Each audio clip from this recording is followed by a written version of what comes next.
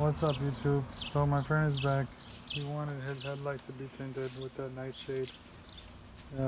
He got the side a bit darker because it was a bit chrome and didn't need it, but the front is like 2 coatings, so it looks good with 2 coatings. And he needed some help with this chrome delete and the window chrome delete, and it looks good already, even though it's got bags and newspaper on it.